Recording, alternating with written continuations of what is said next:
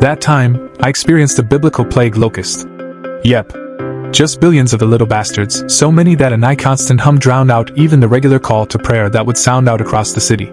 It was August 2004, and the temperature ranged from miserable to fatal in Nouakchott, Mauritania. The swarm came out of nowhere and obliterated our garden in days, along with every other green thing. They left behind bare stalks, sand, and pink bodies piled so thick you couldn't walk without crunching for weeks.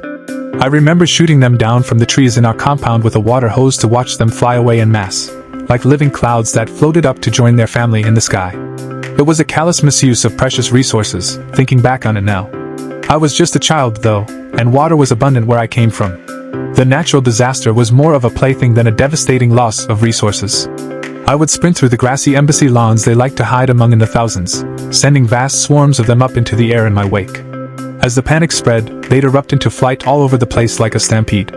In seconds, the whole field would explode with pinkish bodies.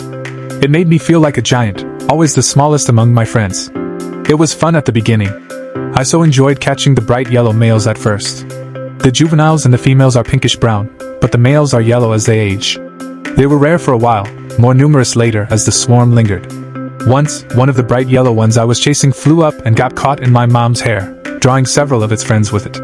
Pandemonium ensued. She started shrieking immediately, drawing our guards' attention. Yes, we needed guards there. Otherwise, our house would have been left unoccupied whenever we went out, and anything unoccupied would have been public property by convention. A boss ran like he was prepared to take on an army, which wasn't far from the truth. He did his best to pull the little writhing things from her hair while holding back shuddering laughter as my mom danced back and forth, screaming, "Get it out, get it out!" I think she wore her hair down again when they were all gone. Of course, I was too distracted by the hilarity of the whole thing to catch that precious bright yellow one before it got away. There were always more, though. There are tons of them. I can't stress enough the sheer number of these things. Rare is a bad descriptor for the yellow ones since they were still everywhere, even at the beginning. It's like finding a four-leaf clover in a big patch of it. There are probably dozens of them in that one patch alone, but the many thousands of other clovers so obscure them that they seem rarer than they are.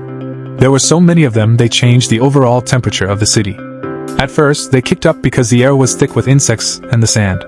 Then later, because even by the following summer, almost none of the shade had grown back yet. It was miserable. I watched a desert donkey, these animals that survive on cardboard and tin cans, collapse from heat exhaustion. The plants that held the ground together were already fighting a losing battle against the desert, but after the locusts, the sand flowed into everything. I would find sand in my underwear, the back of my closet, and a fine layer on toilet seats that could rub you raw. The seatbelts in our car would crunch when I put them in because of the grit inside. I couldn't bite down when eating food without grinding my teeth on what amounts to small rocks.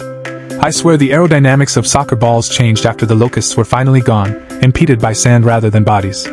The last bright yellow one I saw was a straggler left behind by its brothers between my house and the wall that ringed our compound. It was struggling in the sand, probably dehydrated due to the very destruction that it caused. By then, I was sick of them. I didn't even bother to pick it up or put it out of its misery. Instead, I just left it there to roast in the sun. When we left Mauritania, ironically, to go to one of the colder places you can live, I ensured no locust was left in any of my toys before they were packed away. I still shudder at the sight of grasshoppers and have nightmares about being covered in crawling insects. They are genuinely awful. I wouldn't trade the experience for the world, but wouldn't weather it again for $1 million. Tell me the story of the cringiest thing that's happened with someone you dated. I'll go first. I was seeing this guy, not exclusively, but I was really into him. He had gone along with me for 1 night/2 days on a 3-day-long camping trip with one of my best friends and a few others. I was in a stony era and walked around the campground, hitting my dab pen most of the day. It's legal in my state. We were both on very successful weight loss journeys. I lost about 30 pounds then, and he lost about 100. I was really into him and thought he looked great, but it was pronounced he still had a lot of insecurities and heavily leaned on talking about what he had done during this time to gain confidence. I didn't mind, as you should surround yourself with people with similar goals and understand how he felt. I was all about making us protein-filled healthy meals while we were there. I had primarily lost weight by eating very healthy, cutting out sugar, and drinking a gallon of water daily. I occasionally sprinkled in some cardio, but I was a very anxious gym goer. He was very into weightlifting. He knew that I knew nothing about any of this. While walking around the campground with everyone in our group, I was hitting my dab pen and chilling. He then told me to pick a gym day, and he would tell me his routine. I was so confused that I had to ask him again what he meant. He gave me the options: arms, legs, back, or core. Whichever one I would pick, he would tell me his workout for that muscle group. What exercises he did, how many reps he did of each, what he did together, and how many sets of each grouping.